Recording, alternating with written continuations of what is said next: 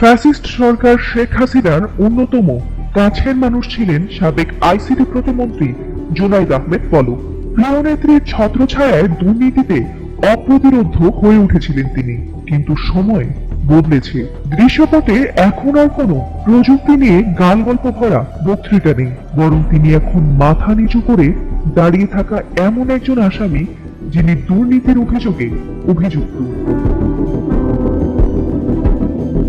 অবৈধ সম্পদ অর্জনের মামলায় বুধবার ঢাকা মহানগর দায়রা জজ আদালতে হাজিরা দিতে আনা হয় সাবেক আইসিটি প্রতিমন্ত্রী জুনাইদ আহমেদ পলককে। এদিন দুদকের করা মামলায় তদন্ত প্রতিবেদন দাখিলের দিন ধার্য থাকলেও তা জমা পড়েনি। পরে শুনানি শেষে তাকে প্রিজন ভ্যানে তুলে ফেরত পাঠানো হয় কেরানীগঞ্জের ঢাকা কেন্দ্রীয় কারাগারে। কিন্তু যখন তাকে প্রিজন ভ্যানে তোলা হয় তখনই ঘটে এক হৃদয় বিদারক দৃশ্যের। সাবেক প্রতিমন্ত্রী ভেঙে পড়েন অঝোর কান্নায়। এ সময় তার মাথায় ছিল পুলিশের হেলমেট, বুকে বুলেট প্রুফ জ্যাকেট আর দুই হাতে হাতকড়া। তবে প্রিজন ভ্যানে ওঠানোর পর খুলে দেওয়া হয় হেলমেট ও হাতকড়া।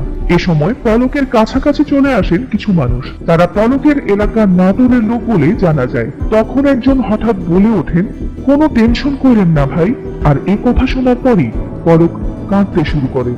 তখন সেই লোক আবারও বলতে থাকেন, পলক ভাই কাঁদেন না। আর এ কথা শুনে সে সময় আবেগাপ্লুত হয়ে অঝরে কাঁদতে থাকেন এক সময়ের এ দাপুটে প্রতিমন্ত্রী। এরপর প্রিজন ভ্যানের ভেতর দাঁড়িয়ে পলক তার মাথা উঁচু করে লোহার ফোকর দিয়ে লোকজনের উদ্দেশ্যে বলতে থাকেন, আমার জন্য দোয়া করবেন, সবাই সাবধানে থাকেন। এক পর্যায়ে সেখানে হাজতখানার একজন পুলিশ কর্মকর্তা উপস্থিত হলে প্রিজন ভ্যানটি ঢাকা কেন্দ্রীয় কারাগারের উদ্দেশ্যে রওনা হয়। জানা গেছে, ঘুষ ও দুর্নীতির মাধ্যমে অবৈধ সম্পদ অর্জনের অভিযোগে মানি লন্ডারিং আইনে মামলা হয়েছে পলক ও তার স্ত্রীর বিরুদ্ধে, যার তদন্ত এখনো চলমান রয়েছে। এদিকে পলকের কান্নার এমন ভিডিওতে সামাজিক মাধ্যমে মিশ্র প্রতিক্রিয়া দেখিয়েছেন নেটিজেনরা। কেউ বলছেন কর্মফল, আবার কেউ তুলছেন প্রশ্ন, তিনি কি সত্যি দুর্নীতির বেড়াজালে বন্দী, নাকি তিনি শুধুই এক রাজনৈতিক দাবার গুটি। পলক এখন কারাগারে।